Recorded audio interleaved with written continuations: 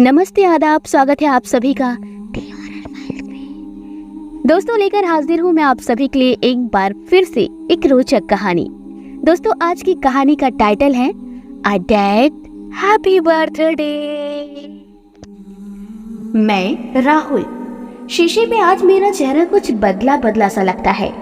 एक आदमी जो मेरे पीछे खड़ा है, अक्सर वो मेरे पीछे खड़ा होता है, कभी मेरे साथ बैठा होता है और कभी मेरे साथ टीवी देख रहा होता है। बिना बुलाए ही आ जाता है और मैं बिल्कुल उसकी तरह सोचना शुरू कर देता हूँ। ऐसा ही बोलने लगता हूँ। मेरी दाढ़ी के बालों का सफेद रंग मैंने कलर से छुपा लिया है। मेरे बाल मुझसे कहते हैं, जवान दिखते हो। जब राधिका को मैंने बताया कि ऑफिस की लड़कियां बोलती हैं, सर आप बहुत हैंडसम हैं, राधिका इस बात पर हंसी थी।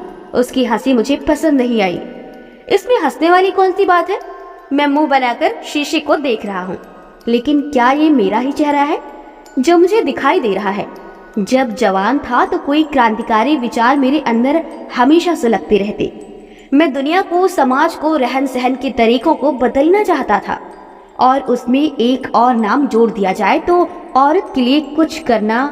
ऐसा नहीं है कि मैं ये सब दिखाने के लिए करना चाहता था। मैं नारी का वास्तव में सम्मान करता हूँ। नारी मेरी नज़र में देवी का रूप है। ये मेरे परिवार की मान्यता है जो मेरे साथ चली आ रही है। सच कहूँ तो मेरे जीवन में मुझे बुरी औरतों का साथ कभी मिला ही नहीं। चारों तरफ अच्छी महिलाओं से ही मैं घिरा रहा। मेरी दोस्त, मेरी माँ, मेरी दादी, बुआ, बहन और अंत में मेरी पत्नी राधिका। राधिका बहुत सुलझी, समझदार व पढ़ी लिखी लड़की है। मेरी और राधिका की अरेंज मैरिज है। देखना दिखाना तो फॉर्मेलिटी ही होता है। शादी उसी से करनी थी, पर सोचा नहीं था कभी कि इतनी अच्छी पत्नी मुझे मिल जाएगी। सच पूछो तो कभी कभी मुझे लगता है मैं उसे डिजर्व ही नहीं करता। नहीं, ऐसा नहीं है कि मैं कमाता नहीं हूँ, कमाता हूँ। मेरी कमाई में घर का पूरा खर्च बहुत आराम से चल सकता है, क्योंकि मैं शरीफ आदमी हूँ जिसके अंदर कोई ऐब नहीं है। न शराब, न सिगरेट, यहाँ तक कि मैं रजनीगंधा तक नहीं खाता। राधिका थोड़ा सा नाराज होकर ऑफिस गई है क्योंकि हमारा झगड़ा हो गया था, पर मुझे पता है वो ज्यादा देर तक मुझसे नाराज नहीं रह सकती। मैंने उसे कहा है वो नौकरी छोड़ दे, इसलिए नहीं कि मैं उस पर शक करता हूँ। मुझे पूरा विश्वास है उस पर।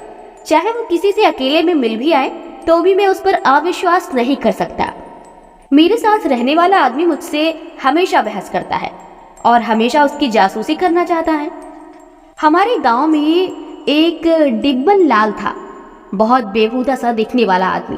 उसकी नाक के बाल बहुत दिखते थे, इतना तेज छींकता कि आसपास के सभी लोगों पर उसकी छींटें पड़ती। हंसता ऐसे मानो कोई राक्षस हो। टीवी पर रामायण देखते समय रावण के हंसते ही मुझे उसकी याद आ जाती है। उसका हंसना किसी को पसंद आ जाए ऐसा कभी नहीं हुआ। मैं उससे बहुत डरता था। डर उसकी हंसी से नहीं था, डर मुझे उसके व्यवहार से लगता था। जब मैं दादी के साथ बाहर होता, वो सामने पड़ जाता और मेरा गाल खींचते हुए कहता, और कैसे हो? तो मैं दादी की साड़ी के पीछे छुप जाया करता। जब तक वो दादी से बात करके चला नहीं जाता, मैं बाहर नहीं आता, झांक कर देखता रहता। हाँ, तो मैं बता रहा था कि मैं उसके व्यवहार से डरता था क्योंकि वो मारता बहुत था। नहीं, लोगों को नहीं, सिर्फ अपनी बीवी को। जब उसकी बीवी उसे किसी से भी बात करती दिख जाती तो बहुत गुस्सा होता। एक बार तो उसने उसे इतना मारा कि उसकी रीढ़ की हड्डी टूट गई और मरते दम तक वो अपने पलंग से नहीं उठ पाई, क्योंकि उसकी बीवी ने अपने मुंह बोले देवर के मजाक का जवाब मजाक से दिया था। मजाक कोई बहुत बुरी चीज थी जिसे मैं कभी नहीं करना चाहता था।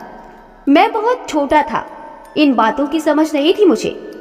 मैंने दादी से पूछा, उन्होंने चाची को क्यों मारा? जब बहुत देर तक मैंने पीछा नहीं छोड़ा तो दादी ने चिल्लाते हुए मुझसे कहा, ऐसी हरकतें करेगी तो पिटेगी ही। क्या जरूरत है पराये मर्द से बात करने की जब आदमी को नहीं पसंद है? दादी की बात सुनकर मुझे लगा कि वाकई में डिब्बन गुनहगार नहीं है। ऐसी बहुत सी बातों के दादी मुझे तरह तरह के किस्से सुनाती कि औरत को ऐसे रहना चाहिए, आदर्श औरत कैसी होती है। माँ के गुजरने के बाद दादी ही एकमात्र सहारा थी जो अच्छे बुरे का सारा ज्ञान मुझे देती। थोड़े बड़े होते ही उन्होंने मुझे हॉस्टल भेज दिया। हॉस्टल में पढ़ाई लिखाई और वहाँ की बातें, कई सारे दोस्त बने। जिनमें कुछ महिला मित्र भी थी। धीरे धीरे दादी की कही गई बातों पर परत जमती चली गई और धीरे धीरे मैं समझने लगा कि डिब्बन लाल एक छोटी सोच का आदमी था। मैंने अपने अंदर एक अलग विचारधारा को जन्म दिया जो पूरी तरह से औरत की स्वतंत्रता और उसकी आत्मनिर्भरता पर बिना किसी पक्षपात के सोचती थी। आजकल मेरे साथ जो आदमी रहता है वो हमेशा मुझे भड़काता रहता है, मेरे मन में शक का बीज बोना चाहता है। मैं उसे ऐसा करने से हमेशा रोकता हूँ, समझाता भी हूँ कि वो मेरी पत्नी है, वो मुझे बहुत प्रेम करती है। आज तक कभी उसने मेरी कोई बात नहीं टाली। उसके लिए मुझसे ज्यादा जरूरी कोई नहीं, जैसे मेरे लिए उससे ज्यादा जरूरी कोई नहीं। पर वो आदमी अपनी दलीलें देता है। जमाना कितना खराब है, क्या तुम देखते नहीं? एक्स्ट्रा मैरिटल अफेयर आजकल आम बात हो गई है। जब भी राधिका का फोन बिजी आता है, जब वो हंसकर फोन पर बात करती है तो वो आदमी कान लगाकर सुनना चाहता है किससे बात कर रही है। अगर मेरे पास बैठकर उसने किसी का मैसेज रिप्लाई किया तो वो जानना चाहता है व्हाट्सएप पर कोई स्त्री है या पुरुष, वो किससे क्या बात कर रही है। अगर 9 बजे के बाद उसके फोन की घंटी बजी तो वो व्यक्ति चौकन्ना हो जाता है, बार बार मुझे धकेलता है, देखो किसका फोन है। किसी से बात करने के बाद वो कहता है, मैं पूछूं कौन था और क्या बात हुई। मैं अक्सर ऐसी बातें करता हूँ तो वो नाराज हो जाती है। कभी कभी तो उसकी आंखें डबडबा जाती है। मैं उस आदमी से कहता हूँ, देखो रुला दिया ना तूने मेरी पत्नी को। वो चेहरा बदलता हुआ कहता है, कह दो मैं मजाक कर रहा था, मैं अपनी पत्नी का दिल नहीं दुखाना चाहता। पर अब मुझे ऐसा लगता है वो समझने लगी है। उसकी सवालिया नजरें मुझे देखने लगती है। क्या मैं उस पर विश्वास नहीं करता? क्या अब मुझे उससे प्रेम नहीं? खाने के बाद सोने की तैयारी थी। तभी रात के 9 बजे राधिका के घर की घंटी बजी। राहुल ने गेट खोला। सामने 6 फीट लंबा चौड़ा खूबसूरत नौजवान व्यक्ति खड़ा था। राहुल उसे देखकर मुस्कुराया। यस, उसने हाथ आगे बढ़ाते हुए कहा, हाय मैं सक्षम हूँ, राधिका का दोस्त। हम दोनों स्कूल व कॉलेज में साथ थे। कौन है? कहती हुई राधिका बाहर निकली और उसके चेहरे पर बहुत बड़ी मुस्कुराहट दौड़ गई। वो एक लंबे अरसे बाद इतनी खुश दिखी थी। मैं देख रहा था और मेरे पीछे खड़ा व्यक्ति भी देख रहा था। उसने मुझे ऐसे देखा जैसे कह रहा हो, मैंने कहा था ना तुमसे, देखो तुमसे ज्यादा हैंडसम लगता है। औरत के घर से बाहर निकलने पर यही होता है। ये राहुल है, मेरे हस्बैंड, राधिका ने सक्षम को बताते हुए कहा। मैं सचेत हुआ और मैंने मुस्कुराते हुए गर्दन हिला दी। राधिका चाय बनाने के लिए रसोई की तरफ गई तो मैंने उस आदमी के साथ सक्षम की सारी जांच पड़ताल कर ली।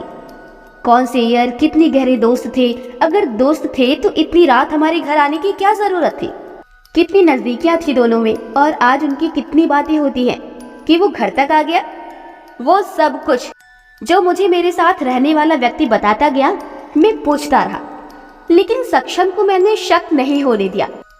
अगर उसने सोचा भी होगा तो उसको यही लगा होगा कि मैं थोड़ा पजेसिव हूँ। मैं हंस रहा हूँ, पूरे कमरे में सिर्फ मेरे ही हंसने की आवाज है। सक्षम बस थोड़ा सा मुस्कुराता है। चाय पीते वक्त मैं राधिका और सक्षम दोनों को एक एक करके देख रहा हूँ और सोच रहा हूँ कि कॉलेज में दोनों की जोड़ी अच्छी लगती होगी। राधिका जब उसकी बात पर हंसती है तो मैं उससे भी ज्यादा तेज हंसकर दिखाता हूँ। सक्षम चाय पीने के बाद, अब बहुत देर हो गई, कहते हुए उठकर चला गया। तब तक मैं उन दोनों की पूरी प्रेम कहानी जान चुका था। कॉलेज में जो भी रहा हूँ, पर अब मैं किसी भी कीमत पर उसे कामयाब नहीं होने दूंगा।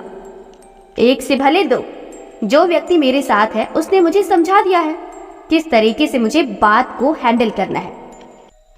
राधिका मुस्कुराती हुए गेट बंद करके दरवाजे से मुड़ी ही थी कि मैंने पूछ लिया, कौन था? स्कूल फ्रेंड था, कॉलेज भी हम साथ ही गए थे। बस फ्रेंड? बस फ्रेंड का क्या मतलब होता है राहुल? राधिका ने नाराज होते हुए कहा। मतलब फ्रेंड से कुछ ज्यादा लगा मुझे। प्लीज राहुल, तुम बेकार की बात मत क्या करो। थक गई हूं मैं सफाई देते देते। शक का कोई इलाज नहीं है। ये शक नहीं है, तुम जानती रही हो इन आदमियों को, साले सब एक जैसे होते हैं। बताओ, काम शहर में था तो तुम्हारे घर आने की क्या जरूरत थी, वो भी रात को 9 बजे? प्लीज, मैं अभी तुमसे कोई बहस नहीं करना चाहती, राधिका ने चिल्लाते हुए जवाब दिया। मुझे उसका चिल्लाना बिल्कुल पसंद नहीं है। हम सिर्फ बात कर रहे हैं और उसमें चिल्लाने की क्या जरूरत है? राधिका, अगर तुम सोचती हो कि मैं तुम्हारा गुलाम हूँ तो तुम ये गलत सोचती हो। नपुंसक की जिंदगी मैं नहीं जी सकता। अब इसमें नपुंसक वाली बात कहाँ आ गई? तुम हर बात पर इतनी जासूसी करती हो कि मुझे सांस लेना भी मुश्किल हो गया है। राधिका अपने दोनों हाथों को फेंकते हुए चिल्लाई। मेरा गुस्सा 7वें आसमान पर था। मेरा दिल कर रहा था कि मैं तभी उसकी गर्दन दबाकर उसको हमेशा के लिए अलविदा कह दूं, लेकिन मैं अपने गुस्से को पी गया। राधिका की भी आंखों में खून उतर आया था। दोस्तों, इस वीडियो में ये कहानी यहीं तक। इसका अगला पार्ट लेकर हम जल्दी हाजिर होंगे, लेकिन तब तक आपको डी हॉरर फाइल्स के सारे वीडियोस देखने होंगे।